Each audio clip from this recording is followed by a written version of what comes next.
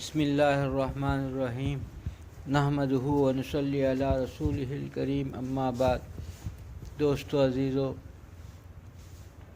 اللہ تعالیٰ ہر بندے کو، جتنے دنیا میں جاندار ہیں سبھی کو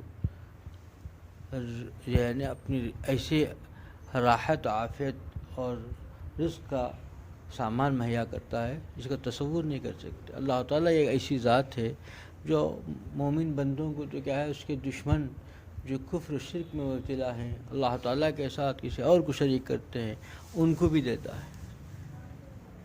ایسی ذات ہے، پیاری ذات. مگر اللہ تعالیٰ کی ذات کو نافرمانی کر کے مومن اگر اس کو ناراض کر دے تو پھر اللہ تعالیٰ کا جو ہے بہت ناراض ہو جائے تو پھر انسان کا کہاں ٹھکانہ رہے گا، اس بندے کو پھر کہاں چین مل سکتا ہے. اللہ تعالیٰ نے جو اعضاء جوارے دیے ہیں انسان کے، ایک ایک بھی ایسی نعمت ہے. کسی ہاسپٹل میں جا کر دیکھو آنکھ کیسی نعمت ہے، اس کو پتہ چلے گا جب آنکھ کے ہاسپٹل جائیں گے تب پتہ چلتا ہے وہاں لوگ کیسا روتے ہیں، بل بلاتے ہیں. وہاں دیکھنے کے بعد کلیجہ پھٹ جاتا ہے. آپ ہاتھ پیر کا کیسی نعمت ہے، کسی جو ہے ایسے ہڈیوں کے ڈاکٹروں کے پاس جا کے دیکھو، رگوں کے ڈاکٹر جہاں مفلوج ہو جاتے ہیں نا، تو کتنے مجبور بے بس کیسا روتے ہیں. پیسے سب کچھ رہنے کے باوجود لاچار رہتے ہیں. انسان ایسا لاچار مجبور نظر آتا ہے. ان ہاسپٹل اللہ نے جو رکھے ہیں، یہاں جا کر دیکھیں گے تو انسان کے جسم میں جو اعضاء جوارے اللہ نے دیے ہیں، اس نعمت کو سمجھ میں آئے گی. جب یہ بات سمجھ میں آئے گی کہ اللہ کی نعمت ہے جو ہم کو اللہ نے عطا کی ہے، تو پھر اس نعمت کو وہی استعمال کرنا ہے جہاں اللہ نے حکم دیا ہے.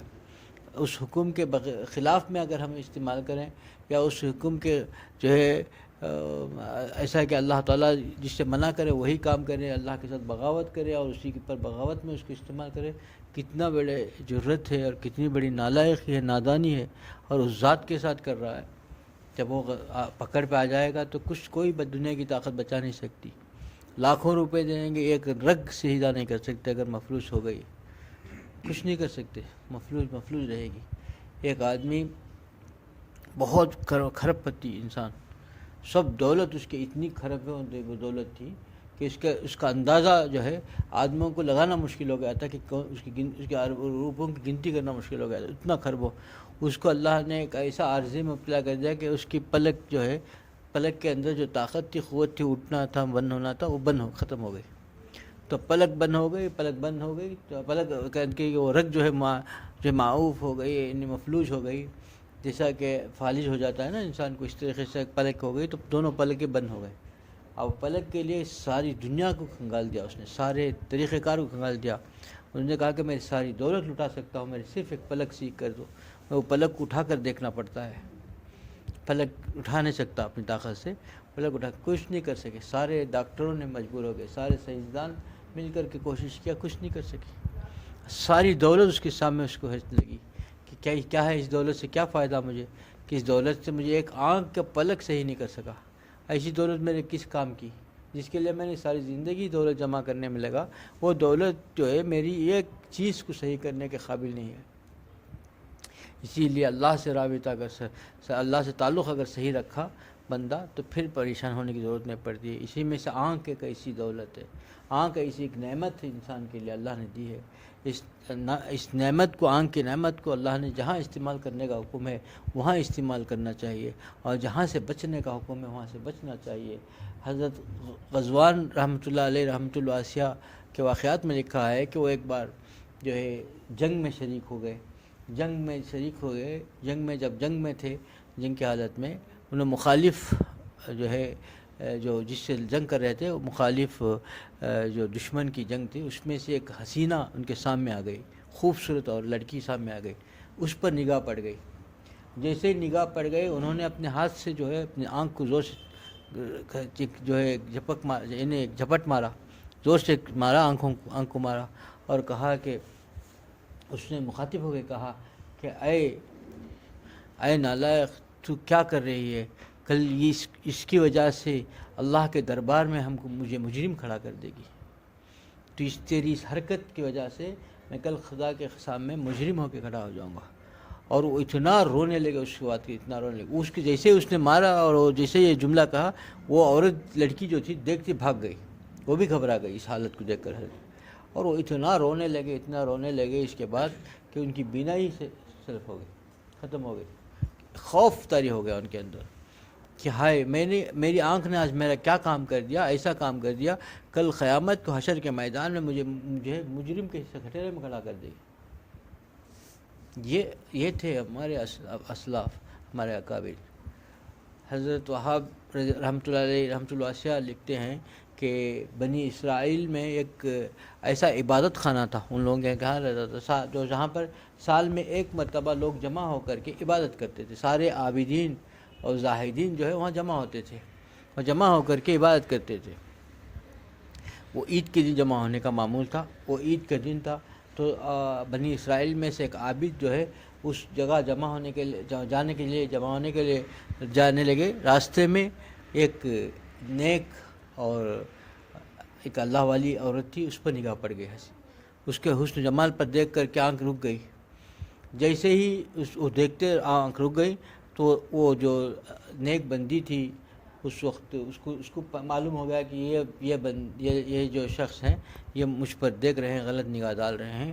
تو انہوں نے کہا کہ قسم ہے اس ذات کی، بلند آواز سے اس نے عورت نے کہا کہ قسم ہے اس ذات کی، کتنی پیاری ہے وہ، کتنا پیارا ہے وہ میرا مالک، جس نے آنکھوں میں روشنی عطا فرمائی، بصارت دی اور آنکھوں کے اندر روشنی عطا فرمائی، یہ نعمت دی، اور بندہ ہے کہ اس نعمت کو اللہ کے جو ہے بتائے ہوئے طریقے کے خلاف میں اور شریعت کے خلاف میں اللہ کی بغاوت میں استعمال کر رہا ہے۔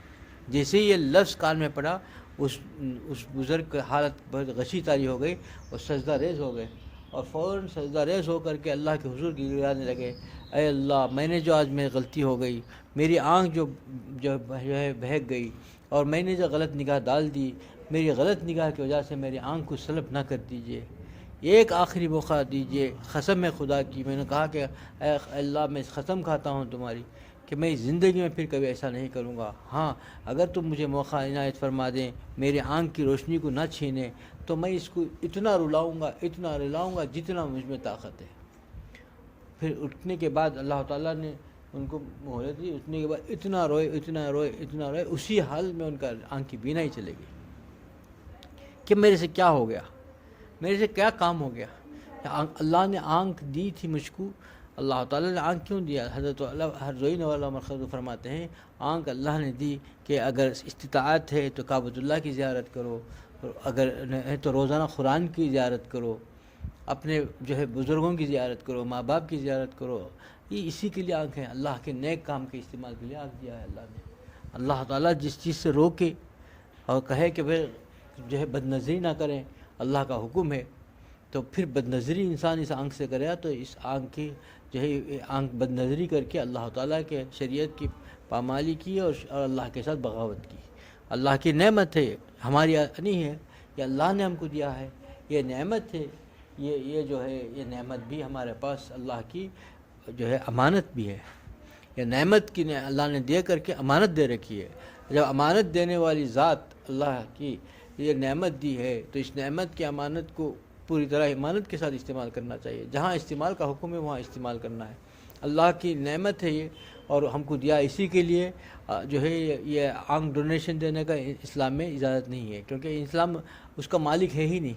میرے آنکھ کا میں مالک نہیں ہوں، میرے خون کا میں مالک نہیں ہوں، میں عطیہ نہیں دے سکتا، میرے اعضاء جوارے میرے نہیں ہیں، خدا کے ہیں، میرے پاس امانت ہے، میں اس کو جس میں استعمال کرنے کا حکم ہے میں اس میں استعمال کر سکتا ہوں، میں مالک ہوں نہیں، یہ امانت ہے کسی اور کی، اللہ کی امانت ہے، اللہ نے جو حکم دیا ایسا استعمال کرنا ہے۔ آج غور کر کے دیکھیں ہمارے اعضاء جوارے اللہ تعالیٰ کی طاعت میں لگے ہوئے ہیں یا اللہ کی نافرمانی میں؟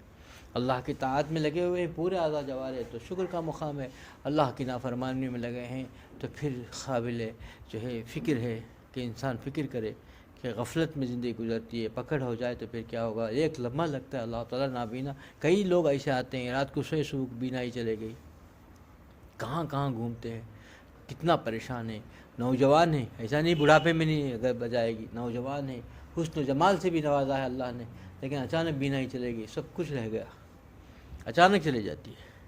یہ دنیا میں سب عبرت کے نمونے ہیں، انسان کو سمجھنے کے لیے ہے کہ انسان اس سے عبرت حاصل کرے، انسان اس سے سبق حاصل کرے کہ اپنے آپ کو آزاد نہ چھوڑے، سب کچھ شریعت کا پابند ہے۔ مومن جو ہے اللہ بندہ بول کے بلاتا ہے، بندہ کا مطلب ہے کہ بندگی کا مطلب ہے کہ غلامی ہے، اللہ کی غلامی یہ ہے کہ اللہ جیسا حکم دیا ویسے زندگی گزاریں، جس چیز سے منع کیا اس سے بچیں، جس کو کرنے کا حکم ہے اس کو بجا لائے، اس کے علاوہ بندہ سوچ نہیں سکتا، اپنی منمانی زندگی اپنی نفسانی زندگی کر نہیں سکتا۔ نفسانی زندگی کرنے والے تو دشمن ہیں، اللہ کے باغی لوگ ہیں جو اپنے نفس کی خواہش کو پورا کرنے میں لگے ہوئے، جو نفس چاہا اس پر عمل کیا تو نفس کا مرید ہو گیا، نفس کی غلامی میں چلے گیا۔ اور نفس جو ہے ایسا ہے کہ اچھوں کو جو ہے ایسے اللہ والے جو ریاضت کر کے اللہ نے جن کو بصیرت دی تھی ان کو بھی نہیں چھوڑا، یہ نفس ایسے جو ہے ایسے وہ جو ہے اس کے جو ہے ایسے چال ہیں کہ اس چال سے اچھوں کو جو ہے بچنا مشکل ہو جائے۔ ہم لوگ کیا حیثیت، ہماری کوئی حیثیت ہی نہیں، ہم کیسا بچ پائیں گے نفس سے؟ جب تک کہ اللہ تعالیٰ کا کرم نہ ہو، اللہ کا فضل نہ ہو، ہم بچ نہیں سکتے۔ جن کو اللہ نے بصیرت دی تھی اور جن کو اللہ نے ایک مقام دیا تھا، ویسے ولی اللہ کو بھی ہے نا آخری وقت تک اس کے پیچھے پڑا رہتا ہے نفس و شیطان، کب کیسا ڈبو دے، کب دھوکہ دے کر کے جو ہے اس دربار سے باہر نکال دے، اللہ کے مردود بنا دے، پتہ نہیں۔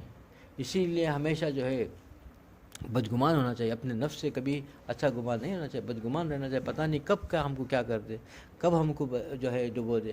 دوست عزیزو، یہ جو اعضاء جوارح جو ہیں ہمارے ہیں اللہ کی امانت ہیں، اللہ یہ نعمت ہم کو دی ہے، تو اس نعمت کو جو ہے جہاں استعمال کا حکم وہاں استعمال کریں، جہاں نہ استعمال کرنے سے منع کیا اللہ نے، اللہ جس سے ناراض ہوتا ہے اس میں استعمال کرنے سے اپنے آپ کو بچائے، کہ بچنے کے لیے اللہ سے پناہ مانگے، اللہ تعالیٰ سے مدد مانگے۔ اللہ مجھے بھی اس پہ عمل کی توفیق عطا فرمائے، آپ لوگوں کو اس پہ عمل کی توفیق عطا فرمائے۔ وآخر دعوانا الحمدللہ رب العالمین۔